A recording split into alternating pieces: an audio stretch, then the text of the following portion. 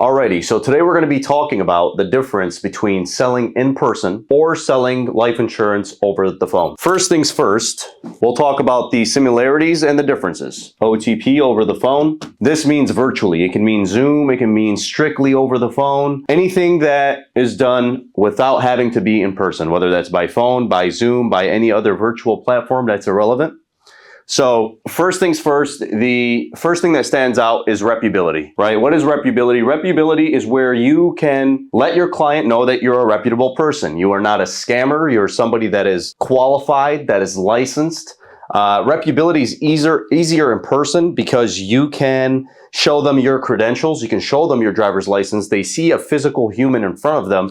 They don't see individual that could be from a third world country when you're calling them over the phone. They don't know if you're a scammer. They don't know if you're, somebody that is not licensed. So in person, it's a lot easier to show your credentials. And over the phone, there are some other strategies that could help, like three-waying a carrier that you're appointed to. That's one strategy. And asking that carrier to let your client know that you are licensed. They're going to ask you for some information, the last four of your social, your NPN, possibly even your agent number with that carrier. That could alleviate some of the pushback that you're going to get from selling over the phone when it comes down to credibility and reputability. Now, in person, like I said, they see somebody there, somebody physically is in front of them, and you could show them your credentials. That is basically a lot easier to convince somebody when you're sitting right in front of them. You could even tell them, I've done this in my earlier days, in like 2017, I would tell clients, if they didn't trust me, we could conduct this business at a police station. No con man or scam artist is willing to show up to a police station to write an e-application with sensitive information. I've only went to the police station once and done it in their lobby. I did get their permission and they allowed me to do it. So sometimes it works. They'll actually go and follow you there. Majority of the time they'll say, hey, if this guy or the gal is willing to go to a police station to finish this application, then I'm just gonna go ahead and do it right now. No one's really willing to do that. So with that said, we're gonna go on to the next thing. The second thing is scalability. What is scalability? What is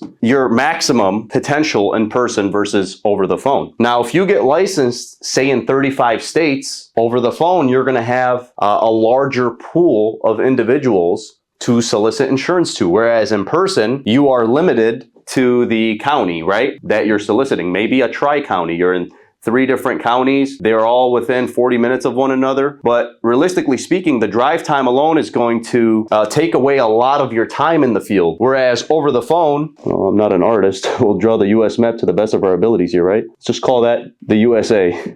You are able to solicit multiple states simultaneously and take advantage of multiple time zones. If you're a very, very hard worker and you're in the Eastern time zone, you could still be calling California at 10 p.m. And then if you manipulate time zones, you could call relatively every time zone. If you're a very obsessive psychopath, let's just call it, and you're willing to work 20 hours a day, there's a way to figure out a way to manipulate every single time zone so that way you're still calling within the 8 a.m. to 9 p.m. time block to stay within compliance, right? Or 9 to 9, depending on the state. Scalability, a lot easier to scale over the phone. If you master both, I truly believe that a top-notch, top-performing over-the-phone insurance salesman or saleswoman could outperform an in-person sales rep. Again, we're just looking at it from a number standpoint. It's inevitable for a top-performing sales rep to outright a in-person sales rep. It just makes sense. So scalability over the phone is obviously a lot better than being in person. You don't have to drive. You don't have to go from house to house, county to county, so on and so forth. And you'll always have an influx of leads if you're doing it the right way, because you could solicit a wider demographic. Number 3, let's just do this. Check mark here, check mark here. The pros, the con, the pro, the con, or whichever one's better, we'll just put a check mark next to it so you guys understand. The third thing we're going to talk about is retention. After you sell your client, it's extremely imperative to retain your client. We don't want to just sell clients and have them cancel tomorrow or a month after. We want them to stay at least for 12 months, but hopefully for the rest of their lifetime, because we are in the business of longevity. Maybe you want residuals and renewals, which I'm hoping you do. You don't want chargebacks, which is debt that you're going to have to pay back if your clients cancel. So retention in person, it's a lot easier to retain people because once again, you had to drive out to them to solicit insurance. And the personability, right, when you're in there with the people, They'll remember your personality, your attributes, your traits, the things you talked about. These things weigh on them. So when you leave, they might not remember 90% of what you told them, but they'll remember who you are as a person. If you are a compassionate, sympathetic, empathetic individual that just leaves a mark on these people, even if somebody gets them something cheaper, better, they're just simply not willing to replace a policy that you gave them. Due to the fact that you're such a people's person, you're really, really good at what you do. You're very good at being relatable and showing people that you truly care, because that's what this business is about. If they can sense that you truly, truly care about them, which really can't be faked unless you're a really good actor, but if you're somebody that can care for people and people can sense that, in person it's a lot easier to transfer that energy over to your client so they can feel that. Whereas over the phone, it's still possible, but again, you're not there physically. So unless you're very, very good at mastering tonality over the phone, then it's going to be extremely difficult in comparison to being in person to retain your clients. Somebody can call your client. You got to remember, if you're selling over the phone, somebody can call your client and just simply sell them the same way you did. Whereas in person, they're limited to the amount of people in that city, the amount of agents in that city. Does that make sense? So if somebody's licensed in all of the states, they can easily call your client. Whereas if you're in person, they're probably not going to get sold over the phone because they're used to being sold in person, and they're limited to however many agents are in that demographic area where they can commute and drive to your client. So it's not to say that some people don't have relentless retention over the phone. It's just that statistically, from our agency's experience and many agencies that I've consulted with and worked with and helped mentor, the retention over the phone is usually less than the retention in person. Again, it's very possible to retain a high retention. You got to solidify your deals if you're selling over the phone, and you have to solidify in person too. But if you're over the phones, you want to take a little bit longer with your client, solidifying your deal. Take some time after the sale has already concluded and let them know that you're there for them. Let them know if they have any questions, concerns, if they get calls about cheaper pricing or whatever the case may be, that you are the one and only contact to ever have to handle their case or their policy. And if you emphasize that hard enough, your retention will enhance over the phone. So conceptual selling. What's conceptual selling? Well, conceptual selling is where you're basically taking life insurance and you're turning it into a picture, a visualization for your client to have a full understanding and a visual of what they are purchasing. You can easily call somebody and tell them, hey, I have life insurance I want to sell you. That's not the actual script, but you tell them, $30,000 is going to get you buried. You don't have $30,000 laying around. Let's get you some quotes and see if you qualify. In person, as an example, you could show them that, hey, this is your home. This is how much you're paying every single month. This is how much you've paid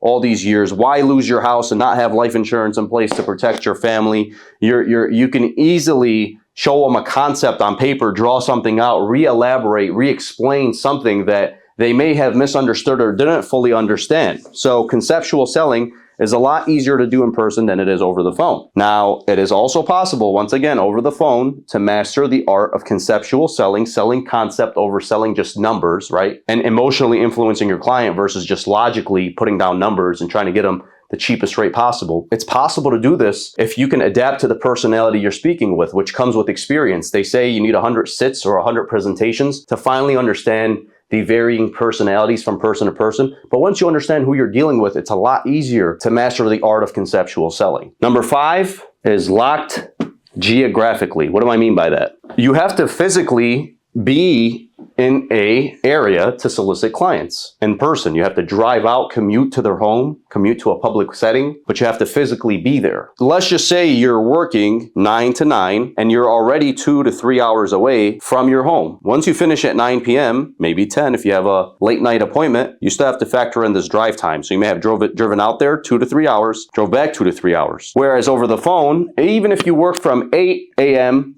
to 9 p.m., you have no drive time. You're already home if you're doing this from home, right? So you don't have to physically be somewhere to sell somebody over the phone. Why I put flexible is you can be in Dubai, for example, in a remote office there. As long as you're licensed in the state you're soliciting, you can sell from anywhere in the world. So let's just say you want to work, you master sales, you get it down, you know how to sell over the phone, you know the quantity of leads you need every week to make the production that meets your lifestyle's needs, and you get to the point where you can work 8 a.m. to 6 p.m. in whatever time zone you're soliciting, and then from 6 to whatever, that's your free time. You can have the ability to do whatever you want and move wherever you want. You can be somebody that moves every month if you understand your numbers and what it takes to to fulfill your lifestyle. So flexible wins this one. So there's pros and cons. I wouldn't say cons necessarily. I would just say there are better opportunities on either side of the fence depending on what sector we're looking at. Regardless, there are extremely successful people that sell in person. There are extremely successful people that sell over the phone.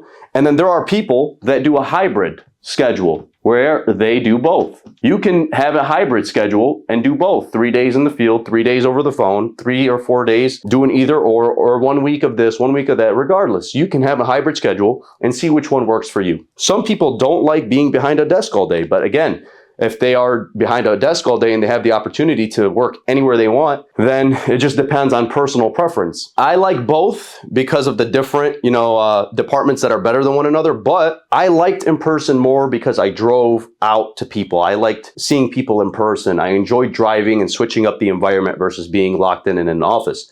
Now, I will be honest, if I could like being in the office, I would rather choose that because I'm also a person that likes to be flexible and not locked into a certain demographic. If I could just travel, if I was an agent, if we were gonna, if I could rewind when I was back in the field for the first 3 years of my career, I would have loved this opportunity, especially if I trained on this. If I didn't train on this and get used to seeing people in person, I probably would have enjoyed and appreciated this much more. So again, there's really no right or wrong or necessarily one that's absolutely better. It's all down to personal preference. There are relentless people on both sides of the fence that are performing at very, very high levels. So with that said, I hope this video was